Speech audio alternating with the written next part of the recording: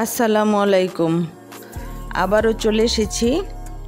আমি আজকে butter chicken তৈরি করেছি একদম ঘরোয়াভাবে, অল্প কিছু উপকরণ দিয়ে।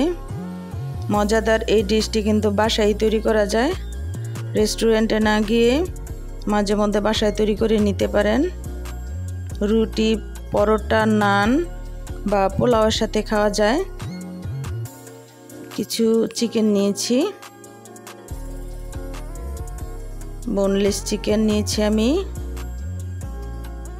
পরিমাণ মতো লবণ দিয়ে দিচ্ছি, দিয়ে দিলাম আদা রসুন পেস্ট, লাল মরিচের গুঁড়া, ধনে গুঁড়া, জিরার গুঁড়া, টক দই সব একসাথে মেখে আমি আধা ঘন্টা ম্যারিনেট করে রাখবো। আর সসের জন্য নিয়েছি টমেটো কুচি, পেঁয়াজ কুচি, কয়েকটা কাজু বাদাম, সামান্য জয়ত্রী। একটা প্যানে অল্প একটু তেল দিয়ে আমি সব একসাথে সিদ্ধ করে নেব।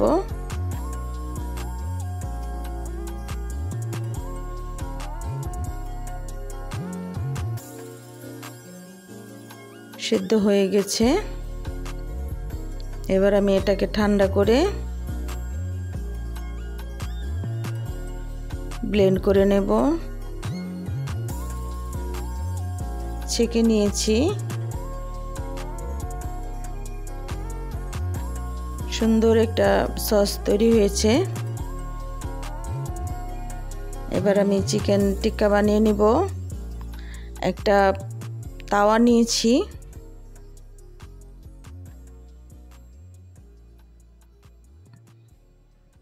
চিকেনগুলি একটু পোড়া পোড়া করে তান্দুরি টাইপের করে ভেজে নেব আমি।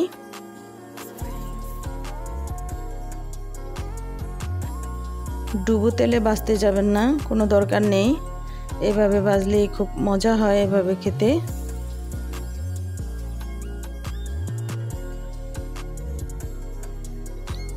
অন্য একটি প্যানে বাটার দিয়ে দিলাম, লাল মরিচের গুঁড়া দিয়েছি। এবার একসাথে মিশিয়ে নিচ্ছি, সুন্দর একটা কালার তৈরি হয়েছে। এই পর্যায়ে আমি চুলাটা অফ করে দিয়েছি, নয়তো মরিচের গুঁড়াটা পুড়ে যায় খুব দ্রুত। দিয়ে দিলাম কাঁচা মরিচ কয়েকটা, পেস্টটা দিয়ে একসাথে মিশিয়ে নিচ্ছি। দিয়ে দিলাম গরম মশলা পাউডার, পরিমাণ মতো লবণ। সুন্দর একটা কালার চলে এসেছে। বাটার চিকেন যেহেতু, আমি কিন্তু পুরো রান্নাটাই বাটার দিয়ে করেছি। চিকেনগুলি দিয়ে দিচ্ছি। এবার কিছু সময়ের জন্য আমি সব একসাথে রান্না করে নেব।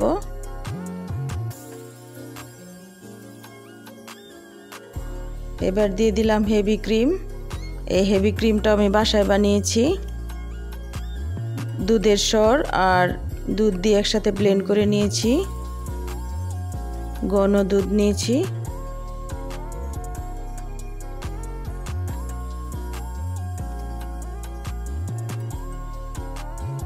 এই পর্যায়ে আপনারা বাসায় কাসুরি মেথি থাকলে ওটা দিতে পারেন, না দিলেও হবে, ধনেপাতা দিতে পারেন আমার মতো। তৈরি হয়ে গেছে অসম্ভব মজা এই ডিশটি। বাসায় বানিয়ে খাবেন, খুব সহজেই তৈরি করা যায়।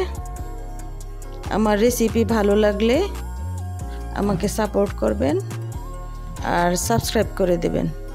সবাই ভালো থাকেন, সুস্থ থাকেন। আল্লাহ হাফেজ।